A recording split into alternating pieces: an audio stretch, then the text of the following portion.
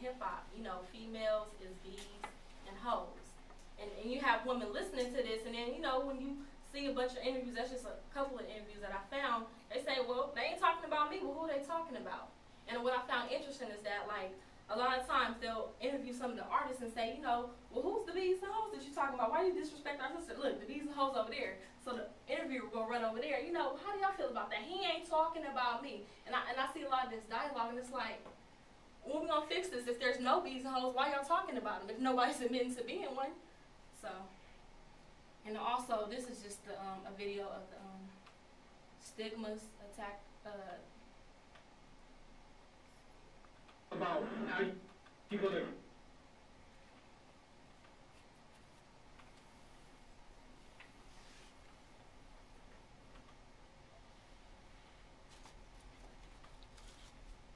Okay. You know, I've never been to the hood. I've never been to a ghetto. I grew up in, you know, upper middle class, basically white suburbia. We had a very small minority in our town, and that was it.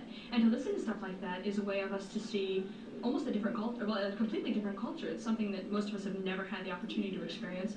I've never had to worry about drive-by shootings, and the stuff in the music, it appeals to our sense of learning about other cultures and wanting to know more about something that we'll never probably experience. Does it reinforce stereotypes about Oh, yeah. Yeah.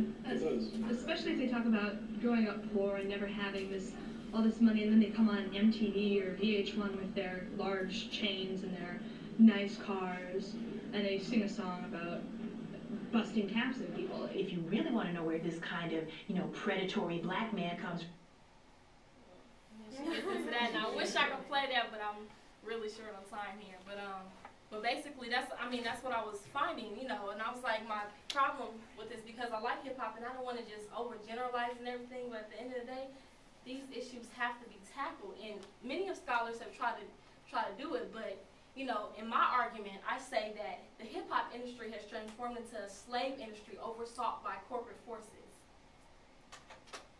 And I also, you know, under the rule of these white-owned corporations, hip-hop habitually, I want to paint that word because not all hip-hop habitually paints a picture of a life brimming with gang violence, hypersexuality, and materialism that is exclusively associated with the African-American community, although hip-hop started not just for African-Americans, but Latinos as well.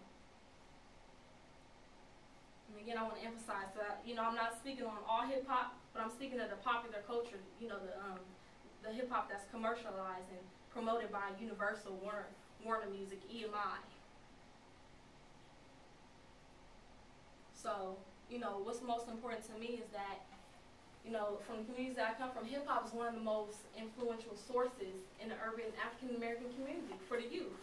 And in most cases, it acts as a child's parent in which they seek to model themselves after. So, and another important thing I found is that abnormal behavior that's transpiring within the hip-hop culture, present-day hip-hop culture, is being accepted as a cultural norm. Oh, you heard the woman, oh, that's just a man being a man. Excuse me.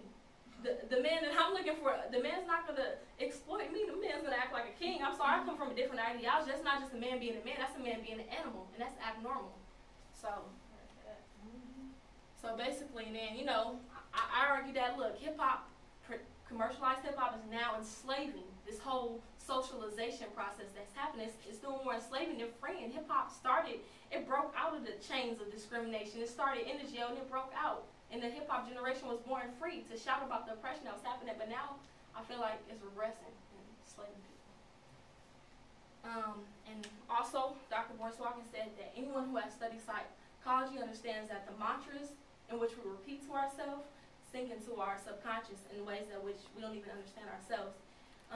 And every chorus, if every chorus that we recite is built upon self-destruction, activities like sexual responsibility and violence, we may easily find ourselves being desensitized to otherwise poor decisions, and that's why what I argue how the abnorm has become the norm.